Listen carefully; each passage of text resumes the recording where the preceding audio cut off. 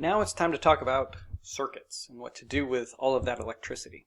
Our big idea here is that any path which electrons can flow is a circuit.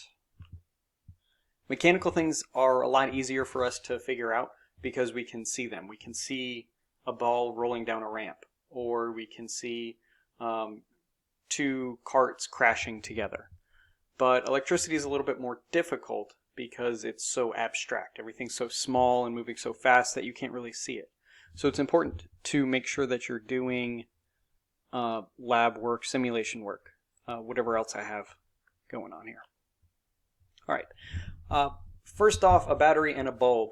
In a flashlight, when the switch is turned on to complete an electric circuit, the mobile conduction electrons already in the wires and the filament begin to drift through the circuit. Whatever that means, right? All right, let's figure that out. So a flashlight has a reflector cap, a light bulb, batteries, and a barrel-shaped housing with a switch. Barrel-shaped housing with a switch and the reflector cap. Then inside we've got the batteries, and the light bulb goes inside the reflector cap. There's several ways to connect a battery and a bulb from a flashlight so that the bulb lights up. The important thing is there has to be a complete path or a circuit, so that circuit must include the bulb filament, wires. It doesn't necessarily have to be wires, but it has to be some kind of conducting material that goes from the positive terminal to at the top of the battery, you know, the one with a little nub on top, going to the negative terminal at the bottom of the battery. Circuit, the word circuit, you'll notice the first four letters, CIRC, that is the prefix that means around, like a circle or circumference. Electrons flow from the negative part of the battery through the wire to the side of the bulb. So like charges repel. So if we have a negative terminal, that means there's it's got a net negative charge. So any of the electrons that are within that conductor are going to instantly be repelled from the conductor. All right, so they're going to try to run away.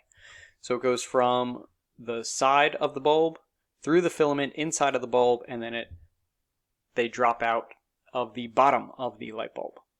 They'll go through the wire to the positive part of the battery, and then the current will pass through the battery to complete the circuit.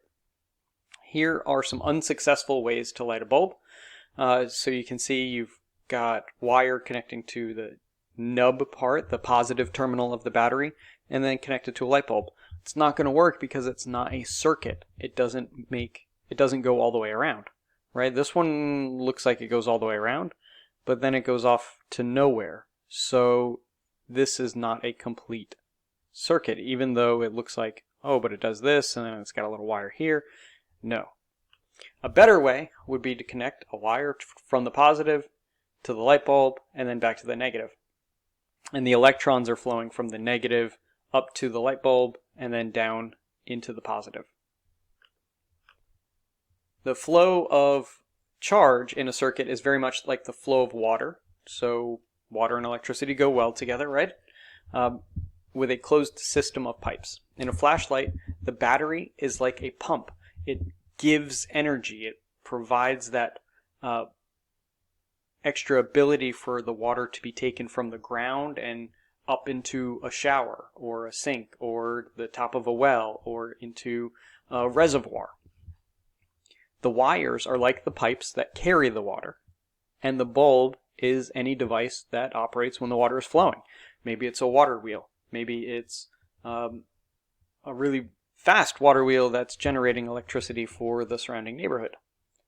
When a valve in the line is opened and the pump is operating, water is already in the pipes, and that water that's already in the pipes starts to flow. So just like that, the electrons, just like the water, the electrons are not in certain places. They're just already spread throughout the conductor. They flow continuously in a loop or a circuit. When the switch is turned on, the mobile conduction electrons in the wires and the filament begin to drift through the circuit. Filament resistance in a 120 volt, 60 watt bulb increases about 15 times from room temperature to its nearly 3000 Kelvin operating temperature in a time of about 100 milliseconds, so 0.1 seconds. The initial 10 amp current is quickly decreases to a steady 0.7 amps. So all of this stuff is happening really, really fast, but the electrons moving through the circuit are not moving that fast. They're drifting at a much slower rate. The electrons will not pile up inside of the bulb, but instead are going to flow through the filament. And this filament is going to be made of a metal, usually tungsten. Tungsten is good because it has this high resistivity to it. So when the electrons go through it, it's like friction rubbing together. And that kinetic energy of the electrons is transformed into thermal energy. And because there's so much resistivity inside of the tungsten filament, that friction, that heat, builds up and eventually the bulb glows. So what happens to the mobile conduction electrons when you turn on a flashlight? Should be able to answer that now, I hope. We'll do 35.2 electric circuits next time.